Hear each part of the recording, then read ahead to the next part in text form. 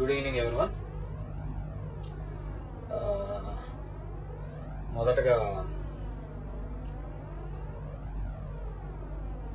ఈరోజు వైఎస్ఆర్ కాంగ్రెస్ పార్టీ కోసము, నా కోసము పనిచేసిన ప్రతి ఒక్క కార్యకర్త, ప్రతి ఒక్క నాయకుడు, ప్రజలు అందరికీ కూడా పేరు పేరు ధన్యవాదాలు తెలియజేసుకుంటున్నాను. It's a big question and గెలిచినటువంటి సత్యకుమార్ కూడా ధన్యవాదాలు తెలియజేసుకుంటున్నాను.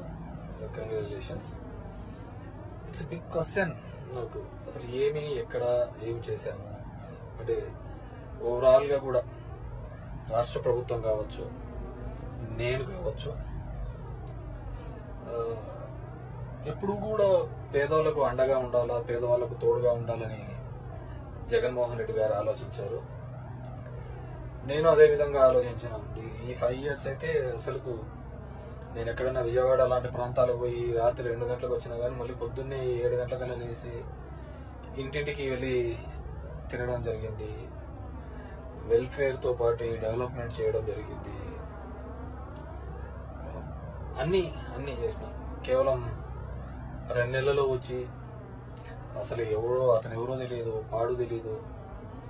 ఎక్కడైనా పోయి మామూలుగా జనరల్గా పోయి కూర్చొని నిలవన్నా కానీ ఎవరు జనాలు కనుక్కోలేదు. దీంట్లో మరి ఐ ఫీల్ రియల్లీ సాడ్, బాధ అనిపించేస్తుంది నిజంగా. ఎందుకంటే అరే ఏంది మనం ఇంత కష్టపడి మగ్గమ్మ వాళ్ళు సూసైడ్ చేసుకుంటే ఎంటబడి భిక్షాటం చేసి డబ్బులు ఇచ్చినాము, నీళ్లు లేక అల్లాడిపోతుంటే తాగునీళ్ళు ఇచ్చినాము, రోడ్లు లేదంటే రోడ్లు ఇచ్చినాము, ఎన్ని కావాలన్నీ చేసినాము. So I feel really very bad. So నిజాయితీగా ఉంటే సరిపోదు, కేవలం అబద్ధాల మీదే బతుకుతేనే బాగుంటుందనే ఆలోచన ఉందేమో తెలియదు, కానీ మనం అది ఆడలేకపోయినాం. ప్రతిసారి కూడా ఇంటికి వచ్చిన ఎవరికే కానీ ఇబ్బంది పెట్టకూడదు, న్యాయం చేయాలనే ఒక ఆలోచనతో పని చేసుకుంటూ రావడం జరిగింది.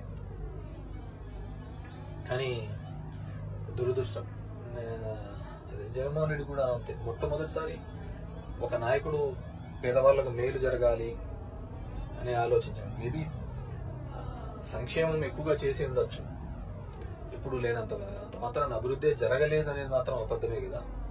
మీ గ్రామాల్లో ఉన్న సచివాలయాలు కావచ్చు, హాస్పిటల్స్ కావచ్చు, అసలు అవినీతి లేకుండా జరగడం ఏంది? ఇంతకుముందు ఏ విధంగా ఉండేది, ఇప్పుడు ఏ విధంగా ఉండేది, వాటిని కూడా చూడలేకపోవడము దురదృష్టకరమే అనుకోవాలి. సో ఏదేమిటికి కూడా నేను దగ్గర ఒక పోస్టల్ బ్యాలెట్తో చూసుకుంటే 2600 ఎంతతో ఓడిపోవడం జరిగింది. ధర్మవరం పట్టణంలోనే ఎప్పుడు నేను నిరంతరము ఎప్పుడు అందుబాటులోనే ఉంటాను. అయినా కానీ తెలుసు మరి ఏమి వాళ్ళకు నచ్చిందో, కొత్తగా వచ్చింది, ఏమి నన్ను ద్వేషించినారు. ఏదైనప్పటికీ కూడా ఇది ఏ రాజకీయ పార్టీకైనా ఇది ఒక గుణపాఠం లాగానే. ఎందుకంటే ఇంతమంది జగన్ రెడ్డి గారు ప్రెస్ మీట్లో చెప్పినట్టు అంతమందికి ఒక మేనిఫెస్టో చెప్పి ఆ మేనిఫెస్టోలో 99% చెయ్యాలి అనే ఆలోచన. ఎందుకంటే ఇంతకుముందు చెప్పిన వాళ్ళందరూ మర్చిపోయే వాళ్ళు, పక్కన పడేసేవాళ్ళు. సో దానికి కన్నుంచావు చాలా ఉన్నాయని చెప్పి అబద్ధాలు అనే దానిల మీద ఈ టైటిలింగ్ యాక్ట్ అంటారు, ల్యాండ్ టైటిలింగ్ యాక్ట్ అంటారు, ఇది అంటారు. అరే కొద్దిగా కామన్ సెన్స్గా ఆలోచించారు. గవర్నమెంట్ ఇచ్చిన ఇంటి పట్టాలకే రిజిస్ట్రేషన్ డాక్యుమెంట్లు ఇచ్చినాడు. గవర్నమెంట్ ఇచ్చిన ఇంటి పట్టాలకే రిజిస్ట్రేషన్ డాక్యుమెంట్ ఇచ్చినాడు. అది కూడా మాట్లాడితే ఎట్లా? గవర్నమెంట్ ల్యాండ్లకే రిజిస్ట్రేషన్ చేయించి ఒరిజినల్ పత్రాలు ఇచ్చినాడు.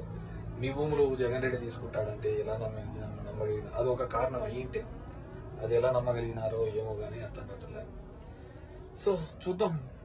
ఇప్పుడు చంద్రబాబు నాయుడు తన అనుభవంతో సంపద సృష్టించాడు. ఏ రోజు సంపద సృష్టించినాడో కూడా తెలియదు. ఆయన ఇంతవరకు ఎప్పుడు సంపద సృష్టించలేదు. ఎప్పుడు అప్పులు పెట్టిపోయినాడే తప్ప 14 సంవత్సరాలుగా ముఖ్యమంత్రిగా ఉన్నప్పుడు సంపద ఎప్పుడు సృష్టించాడు అనమాట. సో సంపద సృష్టిస్తాడన్నాడు. ఎప్పుడు లేని విధంగా సచివాలయంలో 1,50,000 జాబ్స్ ఇప్పించడం జరిగింది. ఇవన్నీ కూడా ఇక్కడ క్యాలిక్యులేషన్లోకి రాలేదు. జనం దగ్గరికి సేవలు రావాలి. కరోనా లాంటి క్లిష్టమైన పరిస్థితుల్లో ఆ కుటుంబానికి తోడుగా ఉన్నాడు. మేబీ మనుషులు అంటే అలాగే ఉంటారేమో మరి తెలియదు, కానీ ఏదైనప్పటికీ కూడా నా పార్టీ కోసము నిరంతరము కష్టపడిన వైఎస్ఆర్ కాంగ్రెస్ పార్టీ కార్యకర్తలకు, నాయకులకు, నాకు ఓటు వేసి నా ప్రజలకు అందరికీ కూడా పేరు పేరున ధన్యవాదాలు. మా నాయకులకి, కార్యకర్తలకు కూడా ఒకటే చెప్పదలుచుకున్నాను. ఊర్లో చిల్లర అన్నీ కూడా చేస్తూ ఉంటారు, కానీ లెక్క ఎప్పటికీ తప్పదు. లెక్కలు ప్రతి ఒక్కరు ఉంటాయి. కాబట్టి అందరూ కూడా సమన్వయంతో ఉండండి. మనం ఎవరికే కానీ చెడుపు చేసినది లేదు, ఇది లేదు. మన గడప శత్రువు దొక్కినా ఆ శత్రువుకు మంచి చేసేది తప్ప చెడు చేయలేదు అనమాట. కొన్ని అనివార్య కారణాల వల్ల మనం ఓడిపోయి ఉండొచ్చు. ఏదైనప్పటికీ కూడా నాకు మద్దతుగా నిలబడిన అందరికీ కూడా, ప్రతి ఒక్కరికి కూడా పేరు పేరున ధన్యవాదాలు తెలియజేస్తున్నాను. Thank you.